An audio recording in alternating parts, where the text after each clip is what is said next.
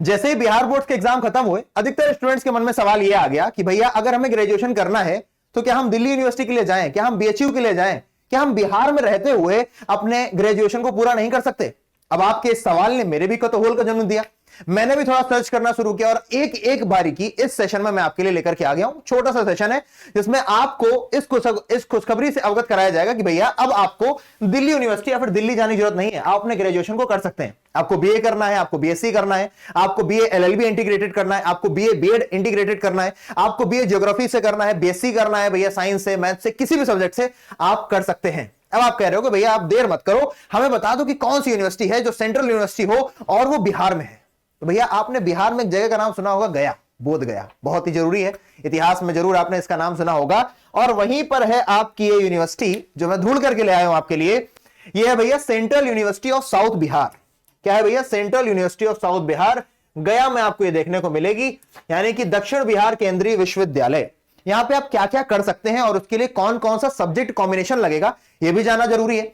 तो यहां पर जाकर के आप बीए एलएलबी कर सकते हैं, इंटीग्रेटेड कोर्स भी कर सकते हैं। अब आपके दिमाग में सवाल है इंटीग्रेटेड का क्या मतलब है? बेटा इंटीग्रेटेड का मतलब है कि आप बीए 3 साल और उसके साथ एमए के 2 साल यानी 5 साल का पूरा पूरा कोर्स एक बार में कर सकते हैं, उसे हम बोलते हैं इंटीग्रेटेड कोर्स।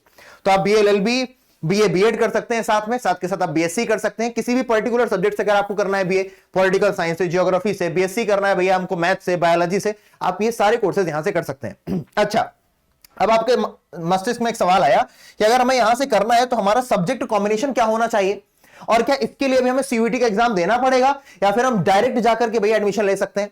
तो अगर आपको एमए करना है तो उसके लिए तो आप डायरेक्ट एडमिशन ले सकते हैं, लेकिन अगर आप अभी, क्योंकि 12th का एग्जाम आपने दिया है, अगर आपको यहां से ग्रेजुएशन करना है तो उसके लिए आपको बेटा सीयूईटी का एग्जाम देना पड़ेगा। अब जाहिर सी बात है आप सीयूईटी 2025 का एग्जाम देंगे।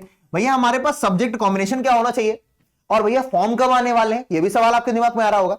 तो सब्जेक्ट कॉम्बिनेशन में आपके पास एक चीज जो बहुत जरूरी है वो है जीएटी, जनरल एप्टीट्यूड टेस्ट, और साथ के साथ वो पर्टिकुलर डोमेन। अब ये डोमेन क्या चीज है?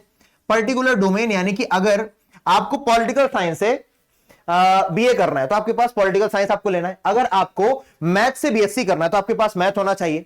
लेकिन अगर आपको ऐसा कोई मास्टर कॉम्बिनेशन चाहिए कि जिससे आप सारे के सारे सब्जेक्ट्स पढ़ सकें, सारे के सारे सब्जेक्ट्स नहीं, सारे के सारे यूनिवर्सिटीज में जाने का आपके रास्ते खुल जाए, तो उसके लिए एक मास्टर कॉम्बिनेशन है, उसके लिए एक बिल्कुल यूनिवर्सल कॉम्बिनेशन है सब्जेक्ट्स का। क्योंकि भैया पिछले साल तक आप 7 सब्जेक्ट ले सकते थे, लेकिन इस बार आप मात्र 5 ले सकते हैं। और उनमें अगर आप एक लैंग्वेज ले लेते हैं, क्या ले लेते हैं बेटा? एक लैंग्वेज ले लें, इंग्लिश रखेंगे, ज्यादा समझदारी है। साथ के साथ आप जीएटी एक ले लें, जीएटी एक है ही, और आप अपने पास भैया 3 डोमेन रख लें। अगर आप ये अपने साथ रखते हैं बेटा तो आपको कोई समस्या परेशानी नहीं आने वाली है। मुझे जरूर बताइएगा आप सभी बिहार के विद्यार्थी और भी लोग जो बिहार में जाकर तैयारी करना चाहते हैं कि आपको ये सेशन कैसा लगा, क्योंकि वाकई में दौड़ने में समय लगता है बेटा।